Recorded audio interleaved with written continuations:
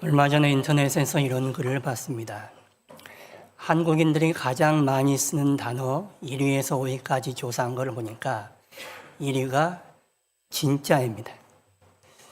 누군가 우리에게 뭔가 말을 하면 우리들의 반응이 진짜 그러죠. 진짜 그렇냐는 거예요. 누군가에게 우리가 말을 할 때도 진짜로 이거는 이렇다는 거예요. 진짜라는 말을 많이 쓴다는 거죠. 두 번째 많이 쓰는 말은 솔직히 말해서 이렇다고 이렇게 말을 합니다. 그리고 3위로 나오는 게 인간적으로, 4위는 너무, 5위는 있잖아. 한국인이 많이 쓰는 말 1위가 진짜이고 2위가 솔직이랍니다. 진짜와 솔직이를 많이 쓴다는 것은 그만큼 우리가 잘 안 믿는다는 것을 방증하고 있는 것이죠. 서로 간의 신뢰가 부족한 현실을 대변하고 있는 것입니다. 진짜, 솔직히 이 말을 붙이지 않으면 말의 진실성이 안 담긴다고 생각하는 거예요.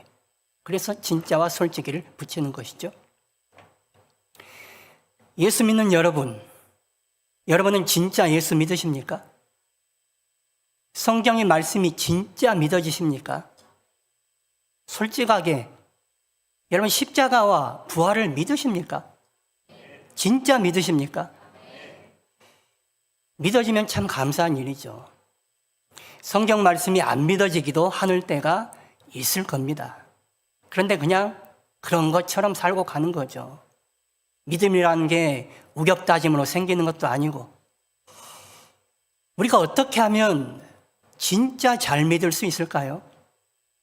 성경이 말하는 것을 어떻게 하면 진짜로 믿을 수 있게 될까요? 오늘 말씀을 통해서 한번 생각해 보시길 바랍니다. 오늘 본문을 보시면 예수님이 무덤에 들어가시고 3일 후에 어떤 일이 있었는지 기록이 되어 있습니다. 오늘 본문 말씀 1절과 2절 같이 읽어보실까요?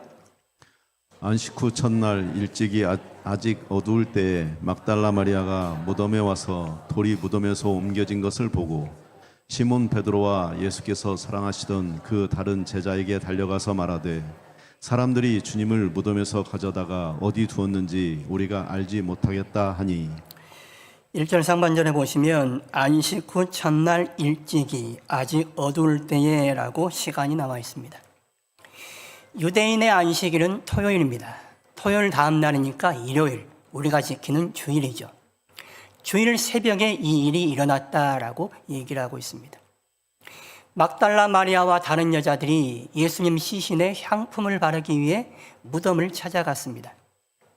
유대인들은 사람이 죽고 나서도 3일 동안은 영원히 시신을 떠나지 않는다고 생각했습니다.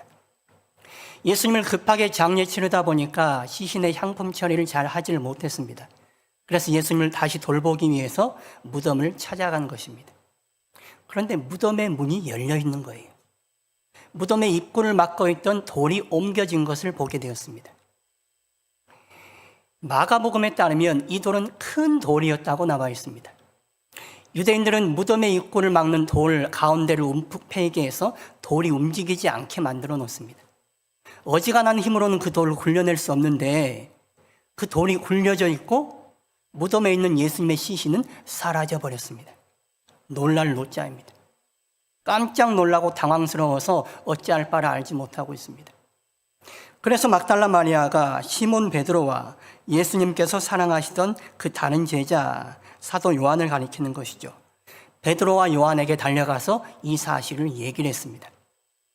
4절 말씀 보시면 둘이 같이 다름질하더니 그 다른 제자가 베드로보다 더 빨리 달려가서 먼저 무덤에 이르러 이렇게 나와 있습니다. 이 얘기를 들은 베드로와 요한이 불이 나게 무덤으로 달려갔습니다. 요한이 베드로보다 더 젊은 사람이니까 더 빨리 뛰어갔죠. 요한은 예수님의 십자가의 끝까지 남아 있었고 예수님이 무덤에 들어가시는 것까지 봤을 것입니다. 무덤의 위치가 어디인지 아니 머뭇거리지 않고 무덤을 향해서 달려간 것입니다. 이 묘사를 가만히 보시면 아주 생생하게 묘사가 되어 있습니다. 다른 공관복음서에는 나와 있지 않은 이 기록을 생생한 묘사를 보여주고 있습니다. 사도 요한이 다른 사람에게 들은 이야기가 아니라 본인이 직접 경험한 이야기이기 때문에 그렇습니다. 오늘 본문에 나오는 이야기들, 예수님의 무덤이 비어 있었다는 이 사실은 역사적 사실이었다는 것을 우리에게 보여주고 있는 것이죠. 5절과 6절 말씀 보십시오. 말씀도 같이 읽어볼까요?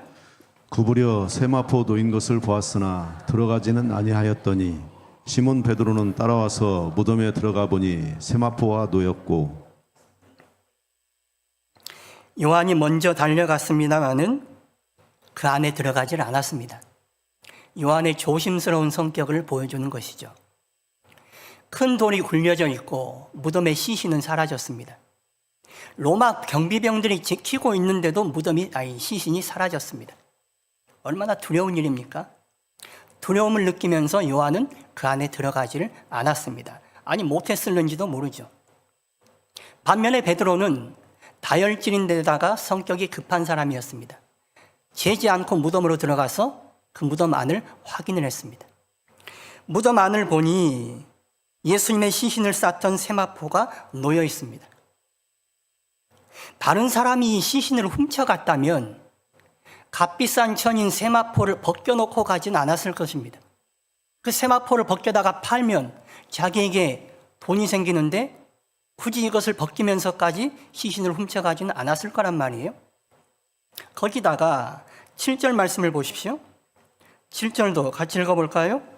또 머리를 쌌던 수건은 세마포와 함께 놓이지 않고 딴 곳에 쌌던 그대로 놓여 있더라. 시신을 싼 세마포가 놓여 있고 머리를 쌌던 수건은 또 따로 놓여 있습니다. 그런데 그 놓여 있는 방식이 참 특이합니다. 놓여 있다, 헬라어 원문을 보면 엔테틸리그메논이라는 단어를 쓰고 있습니다. 이 엔테틸리그메논이라는 단어를 예전에 한글 개역 성경에서는 개켜 있다라고 번역을 했었어요. 개다 하면 우리가 빨래하고 나서 옷이나 수건을 개는 것을 연상을 합니다. 수건을 접어서 평평하게 개는 걸 생각하죠. 그런데 엔테틸리그메논이라는 단어는 반듯하게 접어서 평평하게 놓는 것을 말하는 게 아닙니다. 이 단어는 둥그렇게 말려 있는 것을 가리키는 단어입니다. 예수님의 시신을 쌌던 이 세마포 수의와 얼굴을 덮었던 수건이 평평하게 놓여져 있는 게 아니라, 사람이 개놓은 것처럼 반듯하게 개져 있는 것이 아니라 둥그렇게 예수님의 시신을 싼 모양 그대로 남아있더라, 놓여있더라 라고 얘기를 하고 있습니다. 곤충이 탈피를 하고 나면 그 허물이 벗겨져 있죠. 허물이 평평한 것이 아니라 곤충의 그 곡선 모양을 따라서 둥그렇게 있습니다. 세마포 수의와 수건이 그런 모양으로 있었다는 거예요. 이것은 무엇을 말하는 것이냐? 사람이 시신을 밖에서 꺼낸 것이 아니라 안에서 시신이 신비한 방식으로 나왔다는 것을 가리키는 것입니다. 누군가 예수님의 시신을 훔쳐갔다면 세마포나 수건을 놓지도 않았을 뿐더러 놨다 해도 이런 방식으로 놓을 수는 없습니다. 벗기고 나서 이렇게 모양을 갖춰놓고 놓을 수는 없죠. 반듯하게 갤 수는 있어요.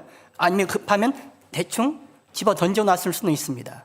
그러나 특이한 방식으로 예수님을 쌌던 모양 그대로 세마포 수의와 수건이 놓여 있었다라고 성경은 말하고 있습니다. 예수님의 시신은 어디로 간 것일까요? 제자들이 이 시신을 훔쳐가지도 않았습니다. 당시 제자들은 베드로와 요한을 빼고는 다 도망치고 없었습니다. 그리고 제자들의 수장격인 베드로가 그 사실을 몰랐을 리가 없죠. 수장인 베드로 몰래 이 일이 진행되지는 않았을 것입니다. 그렇다고 유대 종교 지도자들이나 로마 군병들이 예수님의 시신을 훔쳐가지도 않았습니다. 유대 종교 지도자들은 예수님이 생전에 당신이 죽고 나서 3일 후에 살아날 것을 말한 것을 기억하고 있었습니다.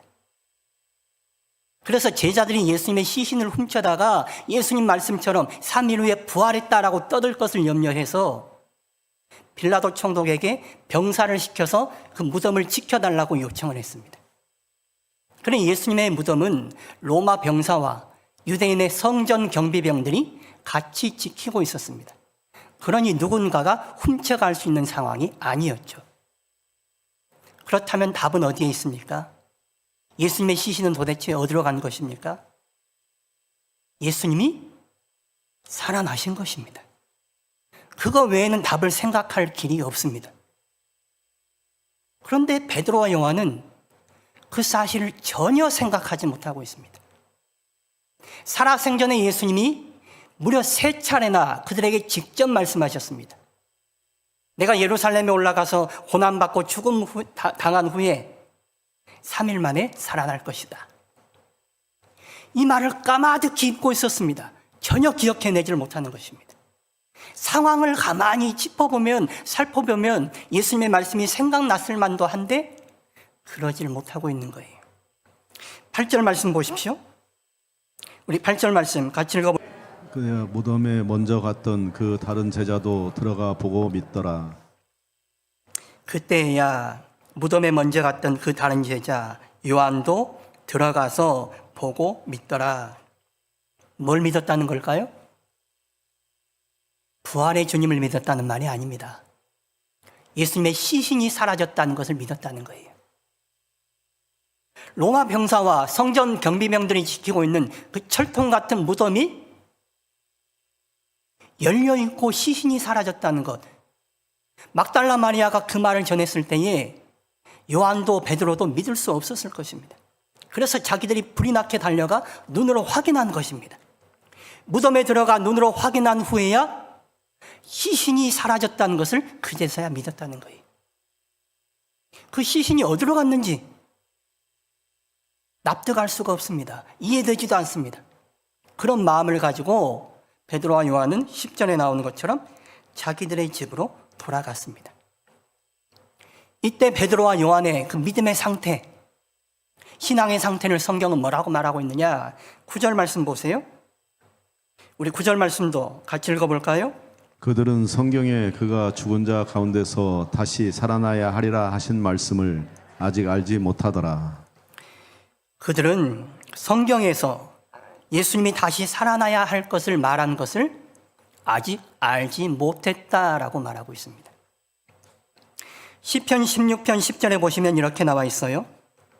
이는 주께서 내 영혼을 수월에 버리지 아니하시며 주의 거룩한 자를 멸망시키지 않으실 것임이니이다. 성경에는 여러 차례 예수님의 부활에 대해서, 메시아의 부활에 대해서 예언하고 있습니다. 그런데 제자들은 이 말씀을 아직 알고 있지 못했다라고 말하고 있습니다. 예수님 당신께서 직접 제자들에게 3차례나 말씀하셨습니다. 죽고 난 다음에 내가 3일 만에 부활할 것입니다. 3일 만에 예수님의 시신이 사라졌습니다. 무덤이 열렸습니다. 빈 무덤이 되었습니다. 그렇다면 예수님의 이 말씀을 기억해낼 수도 있고 성경의 이 말씀을 깨달을 수도 있었을 텐데 제자들은 아직 이 말씀을 알지 못했더라. 그래서 예수님의 부활을 믿지 못하고 있는 것입니다. 큰 돌이 굴려져 있습니다. 세마포 수위와 예수님을 쌌던 수건이 둥그렇게 말린 채로 예수님의 죽은 시신을 싼 그대로 놓여 있습니다. 병사들이 지키고 있는 상황에서 예수님의 시신이 사라졌습니다. 성경에 예수님의 메시아의 부활이 예언되어 있습니다. 예수님께서 직접 3차례나 제자들에게 부활을 말씀하셨습니다. 그런데도 제자들은 여전히 부활을 믿지도 못하고 알지 못했다라고 얘기하고 있는 것이죠.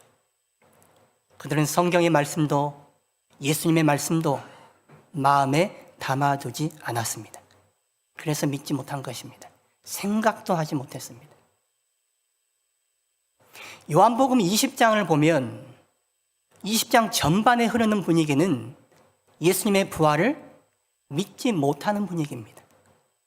받아들이지 못하는 분위기예요. 오늘 본문에서도 베드로와 요한도 막달라 마리아와 다른 여자들도 예수님이 부활했다는 것을 꿈에도 생각하지 못하고 있습니다. 여러 증거들이 있음에도 불구하고 그들은 예수님의 부활을 받아들이지 못하고 있는 것입니다. 나중에 예수님이 부활하시고 그들에게 부활의 모습을 보여주셨을 때에야 베드로와 요한이 예수님이 부활하신 것을 믿습니다. 막달라 마리아가 예수님이 부활하신 것을 믿습니다. 도마라는 제자도 예수님의 부활을 믿고 고백하게 되는 거예요.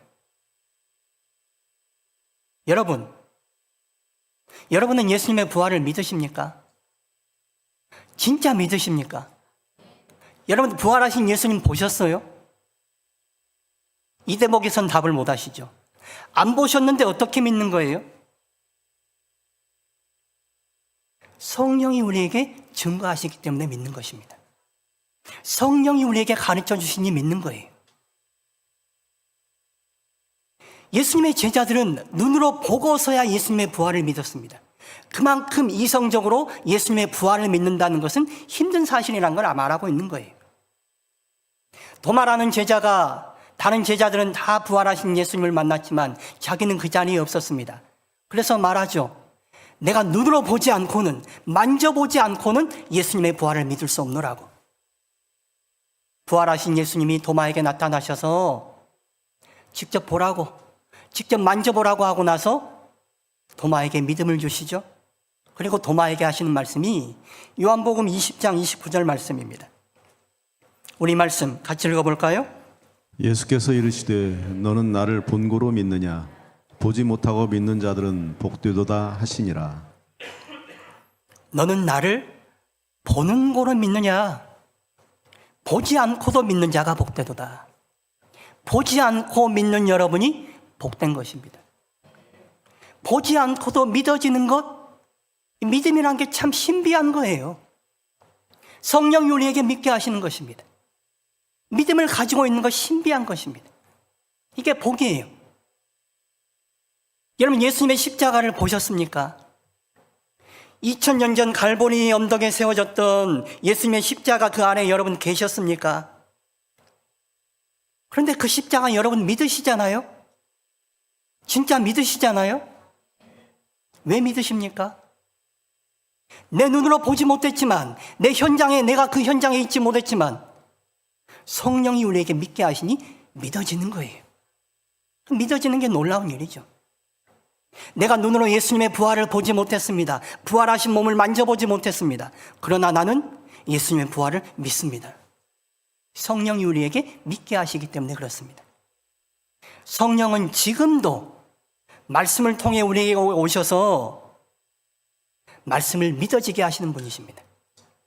예수님이 부활하셨다고, 예수님이 십자가에서 우리를 위해 돌아가셨다고 우리가 보지 못했지만 성령이 말씀을 통해 우리에게 알게 하시니, 깨닫게 하시니 우리가 믿어지는 거예요.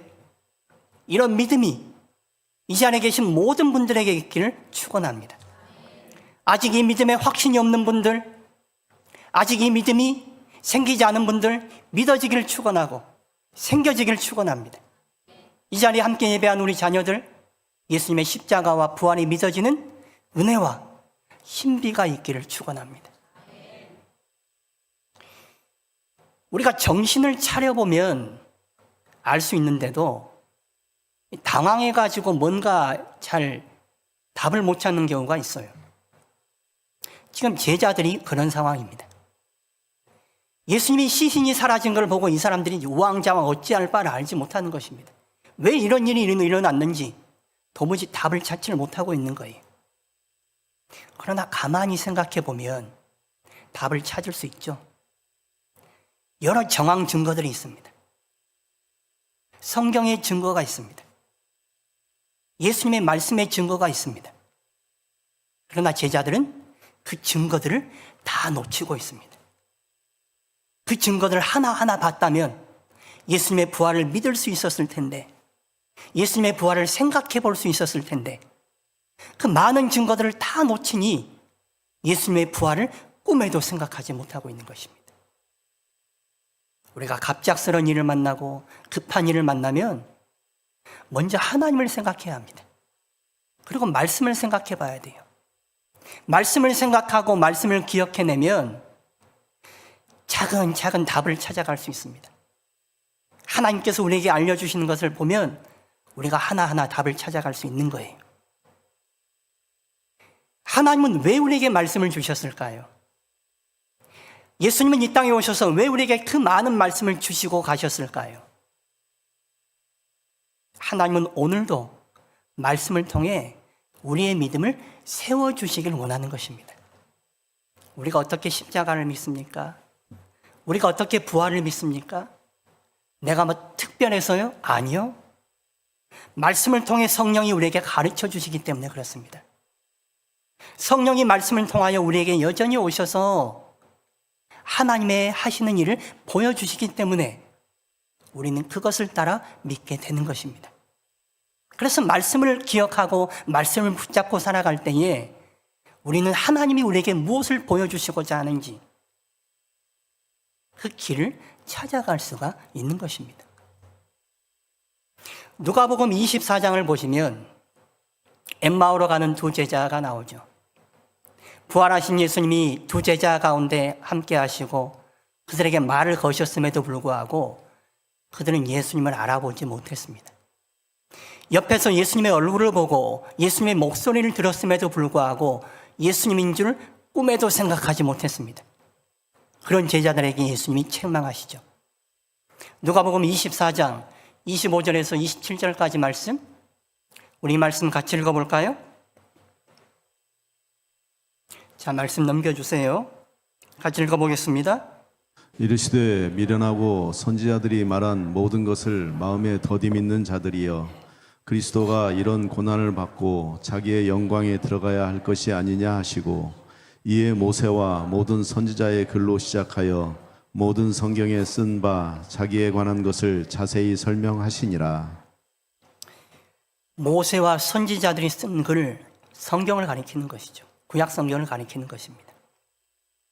성경을 믿지 않는 이 미련한 자들아, 미련하고 성경을 믿지 않는 마음에 더디 믿는 자들이여 라고 책망하고 있습니다.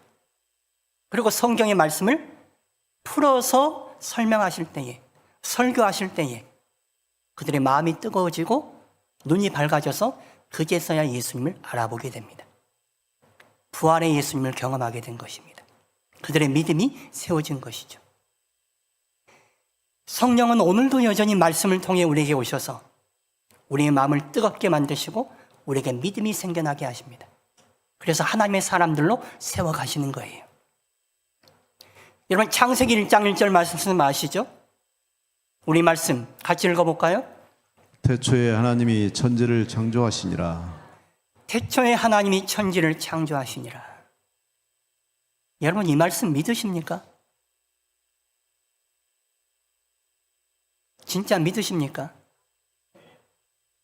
여러분, 하나님이 천지를 만드실 때 그 자리에 계셨어요? 여러분, 이 말씀을 과학적으로, 합리적으로 설명하실 수 있습니까? 학교에서 여러분 진화론 배우셨을 거예요. 그런데 하나님이 창조하셨다는 이 말씀을 여러분은 받아들이십니까? 많은 사람들이 진화론을 믿습니다. 그런데 여러분은 하나님이 천지를 창조하셨다는 이 말씀을 믿고 받아들이십니까? 그렇다면 여러분 못 믿을 게 뭐가 있습니까? 보지 않고도 믿는 여러분은 성경 말씀 가운데 믿지 못할 부분이 뭐가 있습니까? 태초에 하나님이 천지를 창조하시니라. 성경은 이 말씀으로 시작합니다. 도저히 믿을 수 없는 말씀으로 시작합니다. 과학적으로 합리적으로 설명할 수 없는 말씀으로 시작하고 있습니다. 그런데 이 말씀을 사람들은 믿습니다. 그 믿음 가지고 살아가는 사람들은 성경에 있는 말씀 믿지 못할 말씀도 없죠. 이게 믿음의 신비예요. 성령께서 우리로 하여금 믿게 하기 때문에 우리는 이 말씀을 믿고 살아가는 것입니다. 말씀 가운데 성령이 오셔서 우리로 믿게 한다면 십자가는 못 믿을 게 뭐가 있고 부활은 못 믿을 게 뭐가 있습니까? 오병이어의 기적이 내 삶에서 못 이루어질 거는 또 못 믿을 건 뭐가 있습니까? 가나 혼인잔치집에서 물이 포도주로 바뀐 역사가 내 삶에서는 일어나지 않을 거라고 못 믿을 이유는 또 어디에 있습니까? 우리는 이 믿음 가지고 살아가는 것입니다. 말씀대로 내 삶에서 이루어지리라는 믿음, 하나님이 내게 주신 약속대로 그 말씀대로 이루어질 거라는 믿음, 그 믿음 가지고 살아가는 것입니다. 성령은 오늘도 말씀을 통해 우리에게 오셔서 이 믿음을 주시는 거예요. 그리고 우리를 믿음의 사람으로 세워갑니다. 믿음 가지고 하나님을 따르는 사람들, 믿음 가지고 예수님의 부활에 참여하는 사람들, 믿음 가지고 세상의 생명이 아니라 영원한 생명, 영생의 삶을 살아가는 사람들로 우리를 세워가는 것입니다. 그러니 우리는 세상의 삶이 아니라 하나님을 따르는 삶, 하나님께 순종하며 나아가는 삶을 살아갈 수가 있는 것이죠. 예수님의 십자가와 부활이 믿어진다면 이거는 우리 인생에 천지가 개벽할 일입니다. 진짜로 부활이 믿어진다면 여러분의 세계관과 가치관이 뒤흔들리고 뒤바뀔 일이에요. 진짜 부활이 믿어진다면 우리의 삶은 달라질 수밖에 없습니다. 우리의 눈과 시선은 세상에 매여 살아갑니다. 우리의 삶과 우리의 생각도 세상에 매여 살아갑니다. 그런데 진짜로 우리가 부활을 믿는다면 세상에 매여 있는 우리의 삶이 조금은 더 달라지지 않겠습니까? 오늘 예수님의 이 부활을 믿음으로 받아들이셔서 오늘 우리의 삶이 조금은 더 세상으로부터 매인 부분에서 풀려나는 그런 은혜와 능력이 있기를 축원합니다. 부활이 있다면, 부활이 믿어진다면 이런 은혜가 우리 삶에 있어야죠. 우리 삶에 많이 있어야죠. 진리를 알지니 진리가 너희를 자유케 하리라. 진리이신 예수님을 알고 믿고 부활의 주님이신 예수님을 알고 믿는다면 우리의 삶은 세상의 모든 얽매인 것들로부터 풀리고 자유한 삶 살아가지 않겠습니까? 두렵고 염려하는 삶에서 그래도 조금은 덜 염려하는 삶 살아가지 않겠습니까? 오늘 이 시간 부활의 믿음을 다시금 확인하셔서 부활의 믿음으로 말미암아 세상의 모든 얽매인 것들로부터 조금이라도 좀 풀려나는 삶을 살아갈 수 있기를 축원합니다. 말씀을 통해서 우리는 우리의 믿음을 점검합니다. 우리의 삶의 방향을 다시금 점검하는 것입니다. 내게 믿음이 있다면, 성령이 내게 믿음을 세우신다면 나는 그 믿음 가지고 내 삶을 다시 세팅하는 것입니다. 믿음 없는 자의 삶의 모습이 아니라 부활을 믿는 자의 삶의 모습으로, 영생의 삶을 살아가는 삶의 모습으로 우리의 삶을 리셋하는 거예요. 새롭게 세팅하는 것입니다.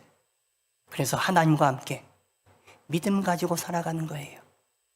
그렇게 말씀으로 오늘도 부활을 믿으며 부활을 우리 마음에 담아 부활의 능력과 부활의 은혜를 누리고 부활의 소망 가운데 살아갈 수 있는 우리 성도님들 될 수 있기를 축원합니다.